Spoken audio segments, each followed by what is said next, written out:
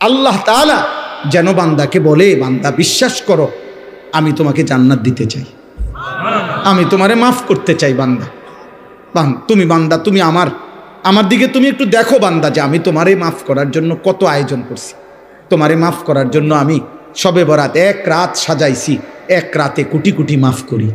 তোমারে মাফ করার জন্য আমি শবে কদর এক রাতে আমি আল্লাহ তাআলা 1000 মাসের রাত্রির চাইতে বেশি মাফ করে থাকি।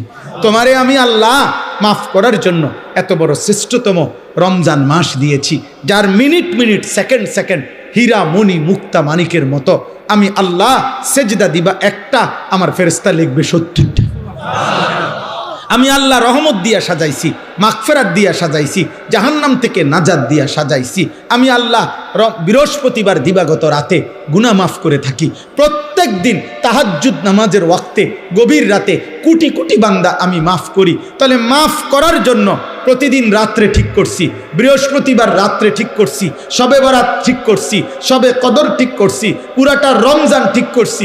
এছাড়াও বান্দা 90 বছরের গুনাহ নিয়েও যদি কেউ আসে, আমি আমার বন্ধুকে বলছি, বন্ধু যদি সে সত্যিকার তওবা করে আমি একসাথে মাফ করে দেব। আসমান পরিমাণ গুনাহ নিয়ে আসলে মাফ করে দেব, পাহাড় পরিমাণ গুনাহ নিয়ে আসলে মাফ করে দেব, জমিনের বালুকণা পরিমাণ গুনাহ নিয়ে আসলে আমি মাফ করে দেব। তুমি এরপরে বলো বান্দা, আমি যদি তোমাকে জান্নাত দিতে চাইছি বলে কতভাবে আয়োজন করলাম, আমি আর কি বললে, আর কত সুযোগ দিলে তুমি জাহান্নাম থেকে মুক্তি পাইবা। আমি যদি বলি যে তাকে ভাই তোকে আমি আর কতবার বললে তুমি আমার কথাটা শুনবা। কোরআন শরীফ একটা আয়াত আছে সাংঘাতিক, কলিজা ছেঁড়া আয়াত, আমার এটা বেশি মনে হয়, আমি অনেকবার বলছি।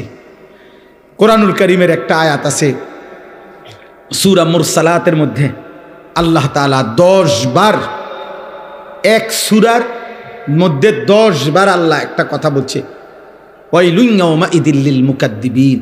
আল্লাহ বলে মিথ্যাবাদী নাফরমানদের জন্য সেদিন জাহান্নাম জাহান্নাম জাহান্নাম জাহান্নাম জাহান্নাম জাহান্নাম, এভাবে 10 বার এক সূরার মধ্যে আল্লাহ বলছে। বলার পর শেষ, এই সূরার শেষ আয়াতটা আল্লাহ তাআলা একটা কথা বলছে, বান্দা ফাবিআইয়ি হাদিসিন বাদাহু ইউমিনুন, আমার বান্দা আমি আর কতবার বললে তুমি বিশ্বাস করবে। বুঝেননি? আমি আর কতবার বললে তুমি মানবা? আমার কথা আমি আর কতবার বলতাম, আমি আর কতবার বলতাম বলে। এই জন্য ভাইয়া ভেবে দেখেন, ইনসাফ করে দেখেন। তাইলে বললাম এই জন্য এ কথার মূলনীতি কি? তাইলে মূলনীতি হলো আল্লাহ মাফ করতে চায়। আল্লাহ কি করতে চায়? আল্লাহ ক্ষমা করতে চায়, আল্লাহ জান্নাত দিতে চায়, মাফ করতে চায় মূলত। এই জন্য ইনশাআল্লাহ এই রমজানকে সামনে রেখে নিজেদের পেছনের জিন্দিগি ঝেড়ে মুছে আল্লাহ তাআলার এই সুযোগকে সামনে রেখে চলেন। আজকের এই রাত গভীরে আমরা এই কথা নিয়ত করি যে আমার গুনাহ যতই হোক আমার আল্লাহ মাফ করবে। মাফ করবে কিনা বলেন? আমার খুলনার হযরত আরিফ বিল্লাহ হযরত মাওলানা মুফতি নুরুল আমিন সাহেব হযরত এটা সবসময় বলে, গুনাহ যতই হোক তওবা করুন, গুনাহ যতই হোক কি করুন? তওবা। এজন্য কিশোর ভাই, যুবক ভাই, ব্যবসায়ী ভাই, বাবা, চাচা, পর্দার আড়ালের মা বোন, প্রত্যেককে বলি ভাইয়া, প্রত্যেকটা ইমানদার চলেন আমরা আরেকবার ঘুরে দাঁড়াই আর মনে মনে এটা ভাবি যে ইনশাআল্লাহ আল্লাহ আমারে মাফ করবে। আল্লাহর কাছে পিছনের জিন্দিগির গুনাহ থেকে মাফ চেয়ে নতুন করে নতুন উদ্যমে আখিরাতের ফিকিরে নামাজ রোজা বন্দিগি হালাল হারামের পাবন্দি আমরা করব ইনশাআল্লাহ। বলেন ইনশাআল্লাহ। কিশোর ভাই, যুবক ভাই, তোমাদের 30 বছরের নিচে যাদের বয়স, তোমরা একটু হাত উঠাও, হাত উঠাও। মাশাআল্লাহ, আল্লাহ তোমাদেরকে কবুল করেন। হাত নামো।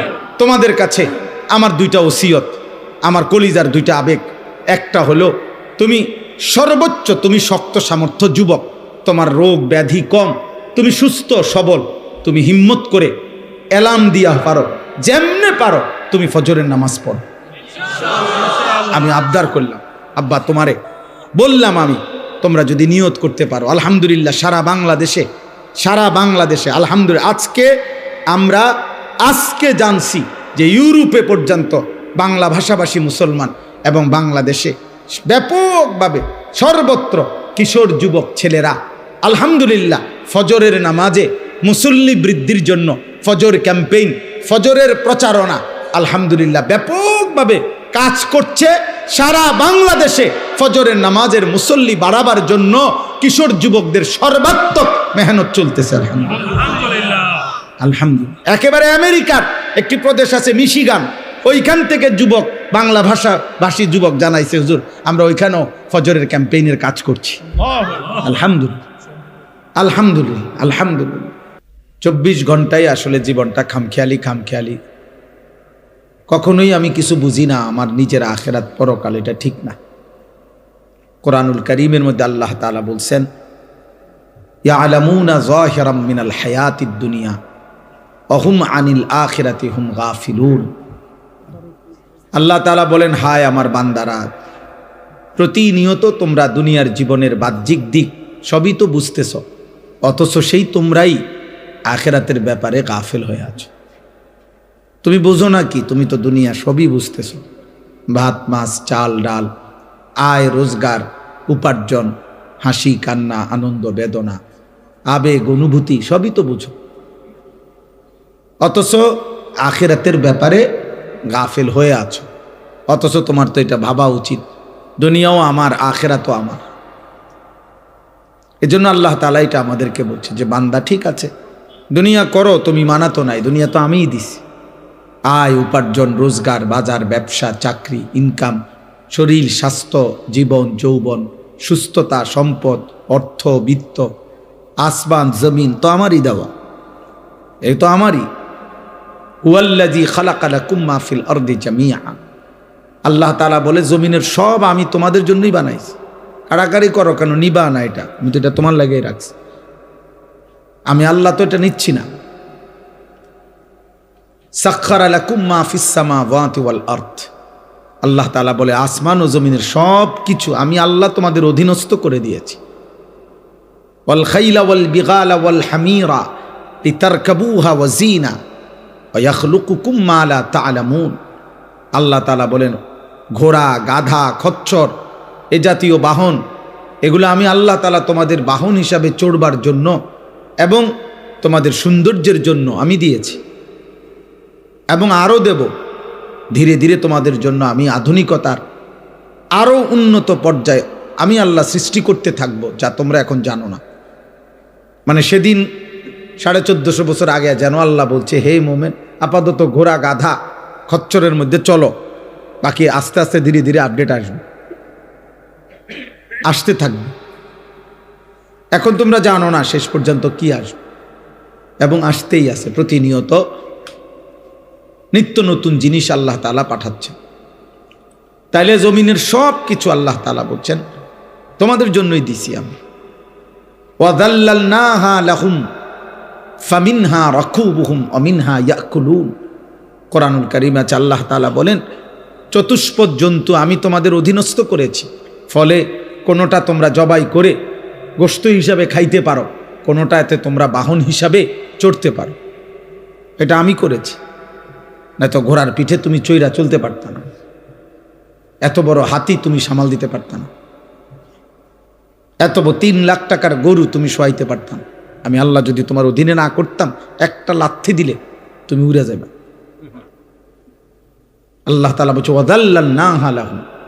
তাফসীরের মধ্যে আছে প্রত্যেকটা প্রাণীর জবাইয়ের মুহূর্তে হালাল এই প্রাণীগুলো আল্লাহর ফেরেশতা আইসা এই প্রাণীটার কানে কানে আইসা বলে যে আল্লাহ তোমাকে এই মানুষের অধীনস্থ করে বানাইছে। ওয়াযাল্লালনাহা লাহুম। এই জন্য অনেক বুজুর্গরা বলে যে কোনো গরু গাভী যদি ওই যে দুধ দিতে গিয়ে লাচ্ছায়, মানে দুধ বলে না মানুষ যে দুধ দিতে গিয়ে দুধ দিতে মানে দুধ দোহাইতে দিচ্ছে না, তো এই যদি গাভীর কানে এটা যদি কেউ বলতে পারে যে ওয়াযাল্লালনাহা লাহুম ফামিনহা রাকুবুহুম ওয়া মিনহা ইয়াকুলুন, তা আল্লাহ তাআলা গাভীকে শান্ত করে দেয়। এটা অনেক বুজুর্গদের আমল আর কি, মানে আল্লাহ এটা অধীনস্থ করে দিয়েছে আমাদের, গোটা কায়নাত আল্লাহ আমাদের অধীনে করে দিয়েছে। তো আল্লাহ তাআলা বলছে দুনিয়া তো আমি দিয়েই রাখছি বান্দা, তো তুমি তো দুনিয়া তো ধীরে ধীরে ধীরে ধীরে সবই বুঝতেছ, মায়ের পেট থেকে তো তুমি কিছুই বুঝতা না, না দুনিয়া বুঝতা না আখিরাত বুঝতা, আমি তো সব তোমারে বুঝাইছি। কোরআনুল কারীমের মধ্যে আছে আখরাজাকুম মিন বুতুনি উম্মাহাতিকুম। ভাইয়া মনোযোগ দিয়া শোনে, একবার অনুরোধ, ছেলেরা ভাই তোমরা কথা বলো না, আব্বা আমার অনুরোধ, কারো কষ্ট হইলে চলে যাও ভাই, আমি ব্যক্তিগত